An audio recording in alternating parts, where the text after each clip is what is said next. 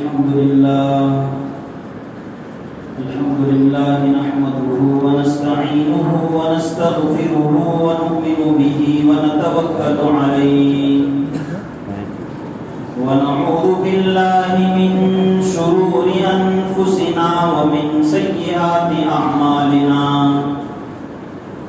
من يهده الله فلا مضل له ومن يضلله فلا هادي له ونشهد أن لا إله إلا الله وحده لا شريك له ونشهد أن سيدنا ومولانا محمدا عبده ورسوله أما بعد فقد قال الله تبارك وتعالى في القرآن الكريم فأعوذ بالله من الشيطان الرجيم بسم الله الرحمن الرحيم شهر رمضان الذي أنزل فيه القرآن وقال النبي صلى الله عليه وسلم لو يعلم العباد ما في رمضان لتمنت أمتي أن يكون رمضان السنة كلها أو كما قال عليه الصلاة والتسليم صدق الله العظيم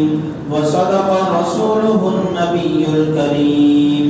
ونحن على ذلك لمن الشاهدين والشاكرين الحمد لله رب العالمين.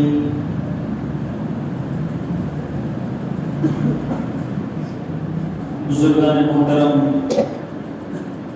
عزیز نوجوان بھائیوں، دوستوں،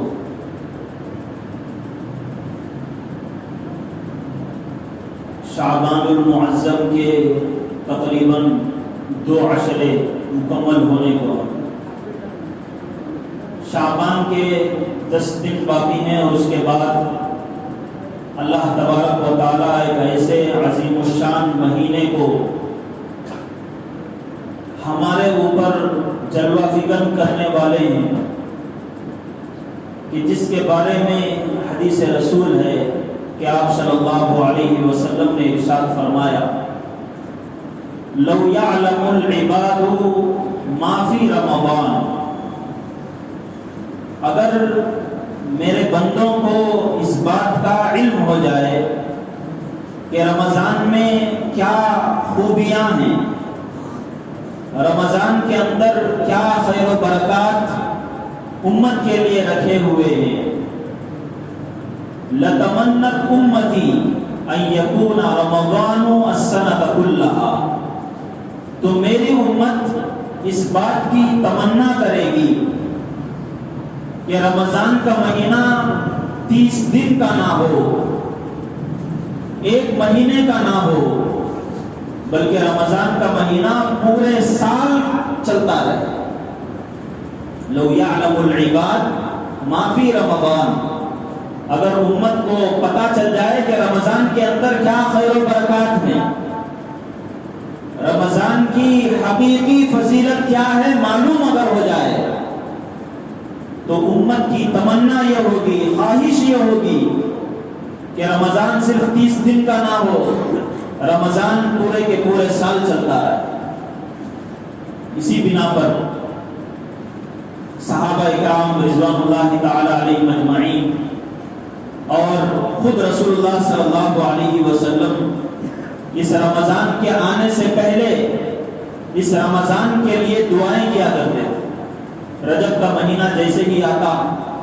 آپ صلی اللہ علیہ وسلم دعا کیا کرتے تھے اللہم بارک لنا فی رجب و شعبان،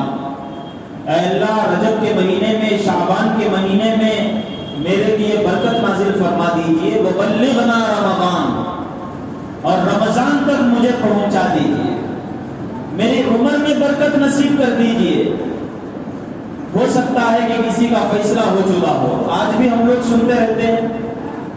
پتہ نہیں کل رات کس کا انتقال ہوا ہوگا، آج صبح کس کا انتقال ہوا ہوگا، بلکہ رمضان سے پہلے تک یہ خبریں آتی رہتی ہیں کہ کسی کا انتقال صبح میں ہو گیا، کسی کا انتقال چاند رات میں ہو گیا، کسی کا انتقال رمضان سے 1-2 دن پہلے ہو گیا، اس طرح خبریں آتی رہتی. یہ جو موت کا جو وقت ہے اللہ تبارک و تعالیٰ کے یہاں وہ فکس ہے اور اس کو اللہ کے علاوہ اور کوئی نہیں جانتا. تو اللہ کے نبی صلی اللہ علیہ وسلم دعا کیا کرتے تھے ہر رمضان سے پہلے، اللہم بارک لنا فی رجب و شعبان، اے اللہ رجب کے مہینے میں، شعبان کے مہینے میں بارک لنا، میرے لیے برکت نصیب کر دیجیے. کس میں برکت؟ اللہ کے نبی نے اسے بیان نہیں کیا. یہ اس لیے بیان نہیں کیا کہ اگر ایک چیز بیان کر دیتے تو اس میں برکت ہوتی. اللہ کے نبی تو یہ چاہتے ہیں کہ مجھے ہر چیز میں برکت ہو، میری زندگی وہاں تک چلے. صرف وہاں تک زندگی چلنا یہ بھی کافی نہیں ہے، رمضان آ گیا تو اس میں میری صحت اور سلامتی بھی رہے، یہ بھی ضروری. اس لیے اللہ کے نبی صلی اللہ علیہ وسلم نے کوئی خاص چیز کو، پرٹیکولر کسی چیز کو ذکر کیے بغیر اللہ کے نبی نے فرمایا اللہم بارک لنا فی رجب و شعبان، رجب کے مہینے میں، شعبان کے مہینے میں میرے لیے برکت کر دیجئے اور رمضان تک پہنچا دیجئے. حضرت یحییٰ ابن ابی کثیر رحمۃ اللہ علیہ بہت بڑے اولیاء اللہ میں سے، ان کے بارے میں آتا ہے، کتابوں کے اندر لکھا ہوا ہے، وہ دعا کیا کرتے تھے اللہم سلمنی لرمضان، اے اللہ رمضان کے لیے مجھے ہر طرح کی سلامتی نصیب فرما، میری عمر میں بھی سلامتی نصیب فرما، میری صحت میں بھی سلامتی نصیب فرما، مجھے ہر طرح سے تیار کر دیجئے رمضان کے لیے. وسلم لی رمضان، اور میرے لیے بھی رمضان کے مہینے کو سلامتی والا بنا دیجئے. پہلی دعا اللہم سلمنی لرمضان، مجھے صحیح سالم رکھ دیجئے، مجھے سلامتی نصیب کر دیجئے اس کے لیے، رمضان کے لیے. دوسرا یہ کہ رمضان کے لیے مجھے رمضان کو میرے لیے سلامتی والا بنا دیجئے. آپ لوگوں نے سنی ہوگی وہ حدیث کہ اللہ کے نبی صلی اللہ علیہ وسلم منبر پر چڑھ رہے تھے اور اس وقت آمین کہہ رہے. صحابہ اکرام میں سے کسی نے پوچھ لیا کہ یا رسول اللہ، آپ جب بھی منبر پر چڑھتے ہیں تو ہم نے یہ نہیں دیکھا کہ آپ نے آمین کہا ہو، لیکن آج آپ ایک قدم رکھ رہے ہیں، ایک سیڑھی پر پیر رکھ رہے ہیں، آمین کہہ رہے ہیں، دوسرے پر پیر رکھ رہے ہیں، آمین، تیسرے پر آمین، کیا بات ہے؟ تو آپ صلی اللہ علیہ وسلم نے فرمایا کہ حضرت جبرائیل میرے پاس آئے تھے، 3 دعائیں انہوں نے کی، ان میں سے ایک دعا یہ تھی کہ اللہ، انہوں نے 3 بد دعائیں کی، اور ان بد دعاؤں میں سے ایک بد دعا یہ تھی کہ ایسے آدمی کی ہلاکت ہو، بربادی ہو کہ جسے رمضان ملے لیکن اس رمضان میں اس کی مغفرت نہ ہو. رمضان آیا چلا گیا، 30 دن کی مہلت اسے ملی تھی، لیکن اس نے اللہ تبارک و تعالیٰ کو راضی کرنے کے بجائے، اللہ تبارک و تعالیٰ سے قربت چاہنے کے بجائے، اللہ تبارک و تعالیٰ کا پسندیدہ اور محبوب بندہ بننے کے بجائے وہ اپنے غفلتوں میں رہا، وہ اپنے گناہوں میں رہا، اور رمضان گیا تو ایسا گیا کہ اس کی مغفرت نہیں ہوئی. اللہ کے نبی صلی اللہ علیہ وسلم نے اس دعا پر حضرت جبرائیل کے یہ کہا کہ آمین، یعنی اس کی ہلاکت ہو. تو اب اندازہ لگا دیجئے کہ رمضان اس بندے کے لیے بھی ملتا ہے کہ جس کے لیے اس رمضان میں مغفرت کر دی جاتی ہے، اور رمضان اس کے لیے بھی ملتا ہے جس کے لیے رمضان میں مغفرت نہیں ہوتی، تو اس کے لیے ہلاکت ہوئی، سلامتی ہوئی، ہلاکت ہوئی. تو حضرت یحییٰ ابن کثیر نے یہ فرمایا، یہ دعا کیا کرتے تھے کہ اللہم سلمنی لرمضان، اے اللہ رمضان کے لیے مجھے صحیح سالم بنا دیجئے، سلامتی والا بنا دیجئے، اور رمضان کو بھی میرے حق میں ہلاکت والا نہ بنائیے بلکہ سلامتی والا بنائیے. علامہ ابن رجب حنبلی رحمۃ اللہ علیہ بہت بڑے بزرگ صوفی گزرے ہیں. وہ یہ اپنی کتاب کے اندر لکھتے ہیں کہ ہمارے جو بڑے اسلاف امت جو گزرے ہیں، صحابہ گزرے ہیں، اس کے بعد کا تابعین کا طبقہ، تبع تابعین کا طبقہ، جو نیک لوگوں کا طبقہ رسول اللہ صلی اللہ علیہ وسلم کے زمانے کے بعد، ان کا عمل کیا تھا؟ انہوں نے لکھا ہے کہ رمضان جب جاتا تو 6 مہینے تک افسوس کیا کرتے تھے کہ رمضان جیسا عظیم الشان مہینہ آ کر گزر گیا، لیکن ہم نے اس کی کوئی قدر نہیں کی۔ پھر 6 مہینے کے بعد رمضان آنے کے لیے 6 ماہ باقی ہیں، تو اگلے رمضان کے لیے 6 ماہ پہلے سے دعائیں شروع کیا کر دیتے تھے کہ اللہ رمضان کو میرے لیے قابل قبول بنا لیجیے۔ تو یہ خود رسول اللہ صلی اللہ علیہ وسلم کا عمل ہوتا تھا کہ آپ رمضان کے آنے سے پہلے دعائیں کیا کرتے تھے۔ بزرگوں کا یہ عمل ہے کہ رمضان کے آنے سے پہلے دعائیں کیا کرتے تھے۔ یہ عمل پوری امت کا رسول اللہ صلی اللہ علیہ وسلم کے زمانے سے لے کر آج تک ہمیں ایک پیغام دے رہا ہے، ہمیں یہ میسج دے رہا ہے کہ رمضان آ رہا ہے تو رسول اللہ صلی اللہ علیہ وسلم 3 ماہ پہلے، کچھ لوگ 6 ماہ پہلے جو دعائیں کیا کر رہے ہیں،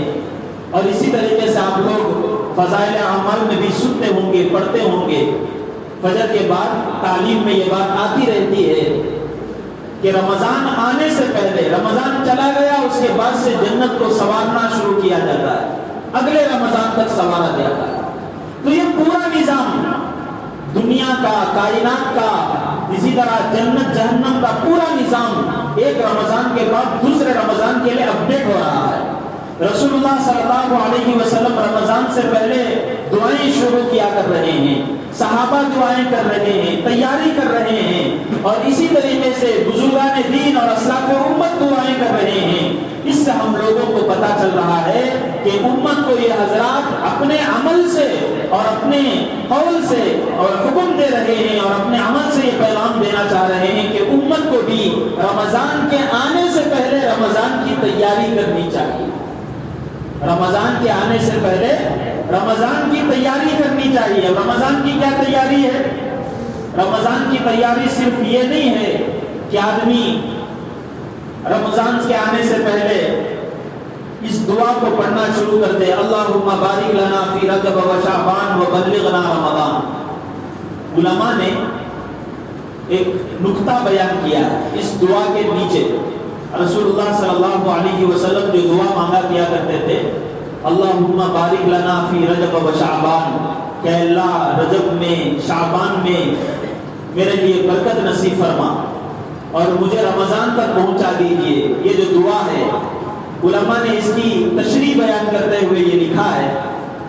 کہ ایک تو اللہ کے نبی صلی اللہ علیہ وسلم جو دعا کر رہے ہیں،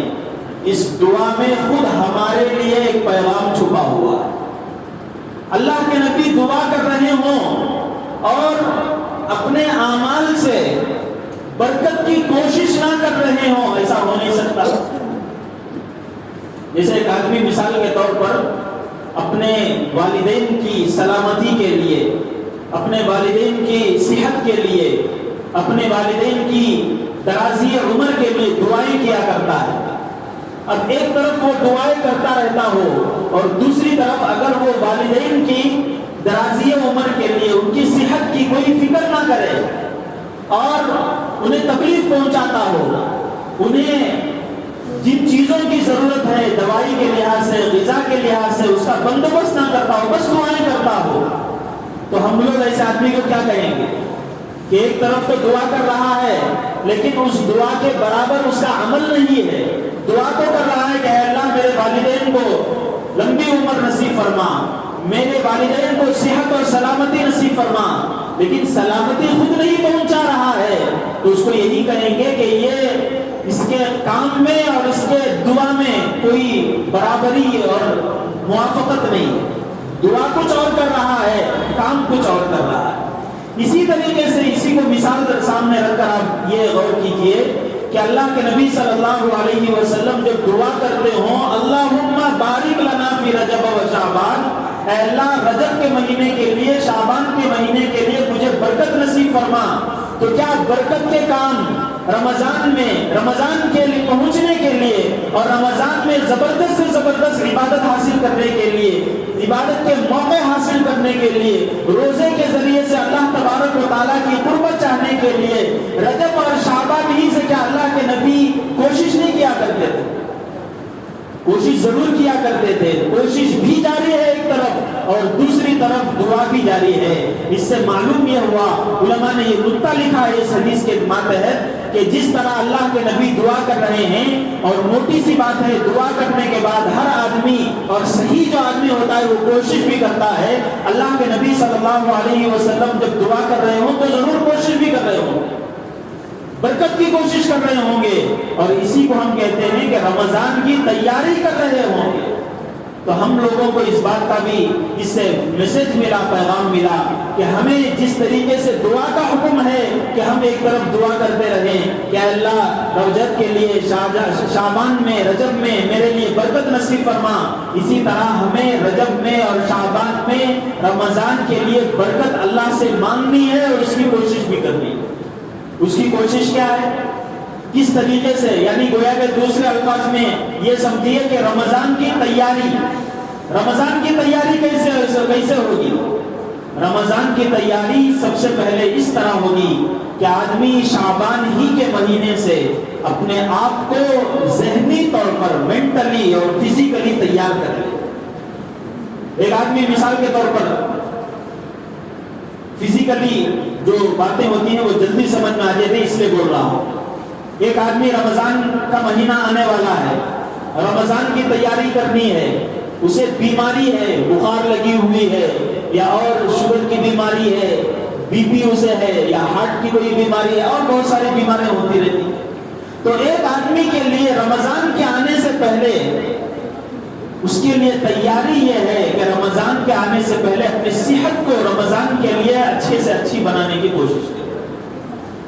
رسول اللہ صلی اللہ علیہ وسلم کے بارے میں آتا ہے، جب شعبان کا مہینہ قریب آنے لگتا ہے، رمضان کا مہینہ جب قریب آنے لگتا تو آپ صلی اللہ علیہ وسلم روزہ رکھنے سے منع کرتے تھے۔ اس لیے روزہ رکھنے سے منع کرتے تھے کہ اب روزے رکھنے کی وجہ سے کہیں آدمی میں کمزوری نہ آ جائے اور جو فرض چیز ہے اس میں وہ کوتا اور کمزور نہ پڑ جائے۔ اس لیے پہلے ہی سے اللہ کے نبی صلی اللہ علیہ وسلم آدمی کے لیے روزے رکھنے سے منع کر دیے۔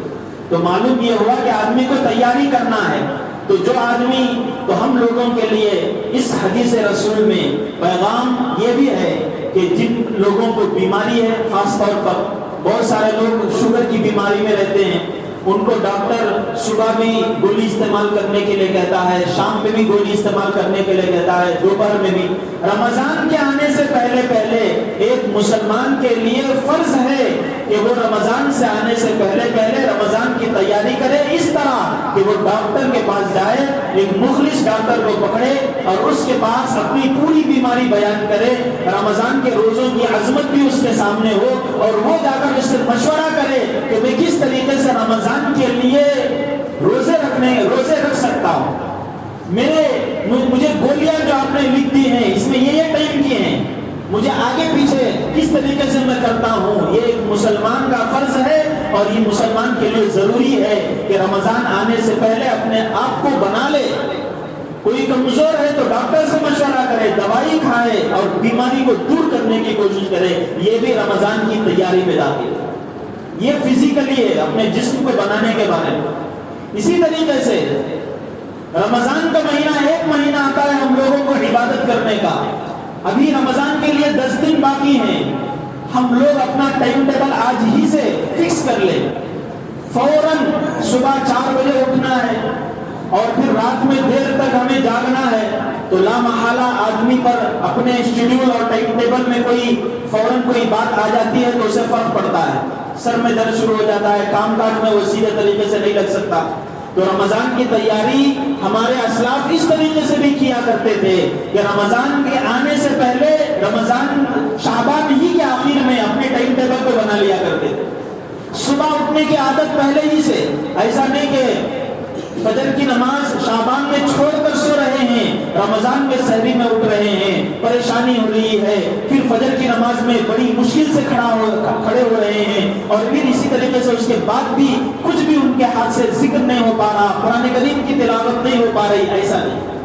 بلکہ کوشش ابھی سے کر لیجئے، ایک ٹائم ٹیبل اپنا بنا لیجئے، نیند کو کم کرنے کی کوشش ابھی سے شروع کر دیجئے۔ اب سے اگر ہم عادت ڈالنا شروع کریں گے تو جب رمضان کا پہلا دن ہوگا تو آج اگر کسی کے سونے کی عادت 8 گھنٹے کی ہے تو رمضان جب آئے گا تو 6 گھنٹوں کی ہو جائے گی۔ 10 دن وہ تیار کر لے اپنے آپ کو فزیکلی،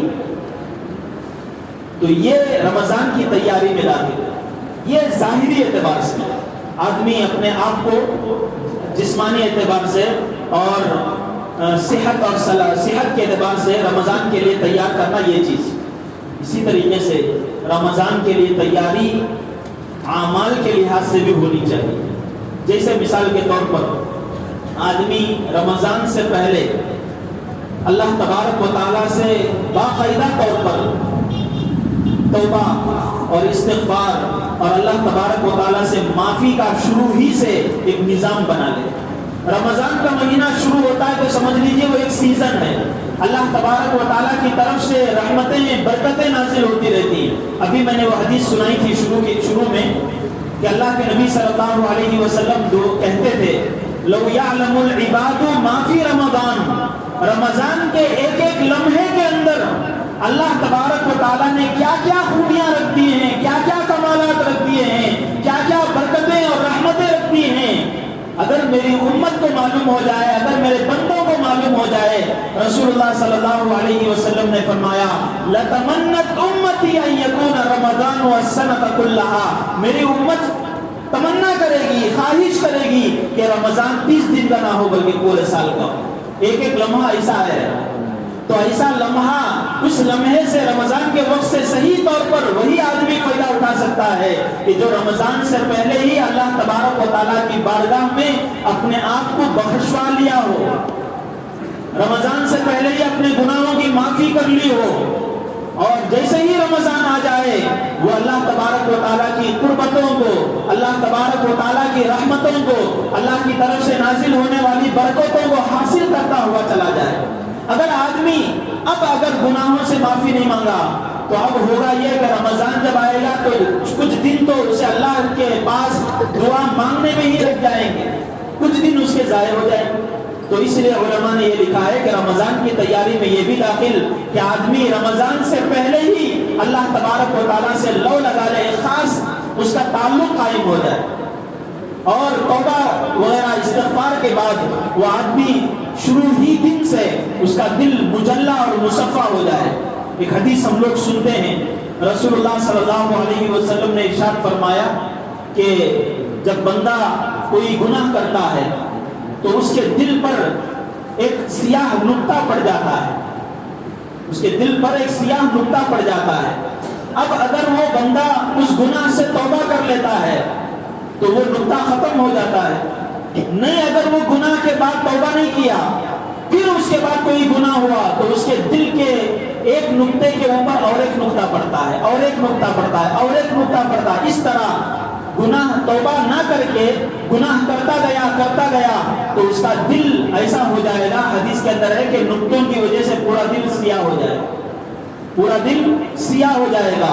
اب اگر وہ توبہ کرتا ہے تو دل پورا صاف ہوتا ہے۔ اب ہم لوگوں کے لیے ایک سوال ہے کہ کیا ہم رمضان کا استقبال، رمضان کا ہم ویلکم کالے دل کے ساتھ کرنا پسند کرتے ہیں، یا ہم ایسے دل کے ساتھ ہم رمضان کا استقبال کرنا پسند کریں گے کہ رمضان میں ہمارا دل پہلے ہی سے نور سے منور ہو، پہلے ہی نور سے منور ہو۔ کیسے دل کے ساتھ ہم استقبال کرنا چاہتے ہیں رمضان کا، یہ اب ہماری ذمہ داری۔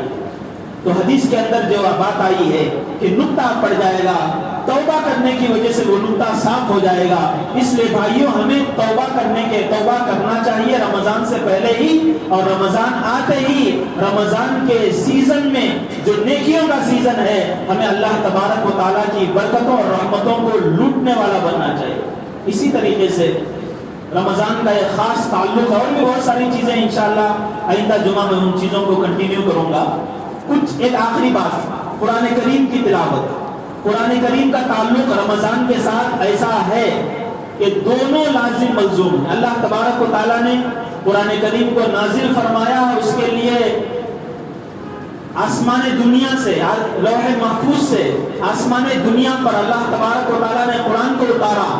تو اتارنے کے لیے اللہ تبارک و تعالیٰ نے اس رمضان کے مہینے کا انتخاب فرمایا، کہا شہر رمضان الذی انزل فیہ القرآن، کہ رمضان ایسا بابرکت مہینہ، ایسا فضیلت والا مہینہ کہ پورے لوگوں کی ہدایت کے لیے اللہ تبارک و تعالیٰ نے جو قانون اتارا، جو ہدایت والا پیمان، جو ہدایت والا اللہ تبارک و تعالیٰ نے کلام اتارا، وہ رمضان میں اتارا۔ تو یہ رمضان کا تعلق، قرآن کا تعلق بہت گہرا ہے۔ تو ہم لوگوں کو رمضان کے لیے قرآن کریم کی تلاوت بھی ابھی سے شروع کر دینی چاہیے۔ ہم لوگ بہت سارے حفاظ ہوں گے، وہ تو قرآن پڑھتے ہی ہیں، جو غیر حفاظ ہیں، جو قرآن کریم دیکھ کر پڑھنا چاہتے ہیں اور پڑھتے ہیں، ان لوگوں کو جو لوگ پڑھتے بھی ہیں، ان لوگوں کو ایک تجربہ ہوا ہوگا کہ قرآن کریم جب پڑھنا شروع کریں گے تو شروع میں ایک پارہ یا دو پارہ جب ہوگا تو رفتار بہت سلو ہوگی۔ کیوں؟ قرآن کریم ایک رمضان پہلے بند کیے تھے، ابھی کھول رہے ہیں۔ ان کی پڑھنے کی پابندی ہے، ان کی بات نہیں کر رہا ہوں، لیکن عموماً جو لوگ قرآن کریم ایک رمضان میں بند کر دیتے ہیں یا کبھی کبھار کھولتے ہیں، ان کی بات میں کر رہا ہوں کہ رمضان کے لیے ہم قرآن کھولیں، پہلا پارہ دوسرا پارہ ہم پڑھنا شروع کریں تو ہماری رفتار کم رہتی ہے، سلو رہتی ہے، ایک گھنٹے میں ایک پارہ پڑھتے ہیں۔ لیکن جیسے ہی ایک پارہ ہو گیا، دوسرا پارہ ہو گیا، تیسرا پارہ ہو گیا، قرآن کریم پڑھنے کی وجہ سے 2-3 پارے پڑھنے تک ایک رفتار پھر اسے مل جاتی ہے۔ ایک پارہ پڑھنے کے لیے جو اسے 1 گھنٹہ وقت لگتا تھا، قرآن کریم جب مکمل کرنے لگتا ہے تو وہی ایک پارہ پڑھنے کے لیے آدھا گھنٹہ اسے ملے گا۔ یہ ہر ایک آدمی کو جو قرآن کریم پڑھتا ہے اسے تجربہ ہوتا ہے کہ وہ شروع میں تو زیادہ وقت لگے گا، لیکن جیسے ہی ایک رفتار مل گئی تو پھر قرآن کریم زیادہ سے زیادہ کم وقت میں پڑھ سکتا ہے۔ بھائیوں، رمضان کی تیاری یہ بھی ہے کہ آدمی ابھی سے اگر قرآن کریم کو پڑھنا شروع کر دے اور ابھی سے اپنی رفتار کو بڑھا لے تو آپ اندازہ لگائیے کہ جو رمضان شروع کرنے کے بعد قرآن کریم کا ایک پارہ 1 گھنٹے میں اسے اگر پڑھنا پڑتا تھا، وہ اگر ابھی سے عادت ڈال لے قرآن کریم پڑھنے کے سلسلے میں، وہ کوشش کرنا شروع کر دے تو اور آدھے گھنٹے میں اسے نمٹانا شروع کر دے تو رمضان جیسے آ جائے، ایک رمضان میں 1 قرآن پڑھنے کا معمول تھا تو پورے رمضان میں وہ 2 قرآن پڑھ سکتا ہے۔ ایک رمضان میں 2 قرآن پڑھنے کا معمول تھا، پورے رمضان میں 4 قرآن پڑھ سکتا ہے، بلکہ چونکہ رفتار تیز ہوتی رہتی ہے، اگر رمضان میں اگر شروع کرتا پہلے، اگر پورے رمضان میں 1 یا 2 قرآن پڑھتا تو 5-6 قرآن وہ پڑھ سکتا ہے۔ تو یہ سب رمضان کی تیاری میں یہ سب چیزیں آتی ہیں، اور بھی بہت ساری چیزیں ہیں، میں انشاءاللہ آئندہ جمعہ وہ آپ حضرات کے سامنے بیان کروں گا۔ تو یہ جو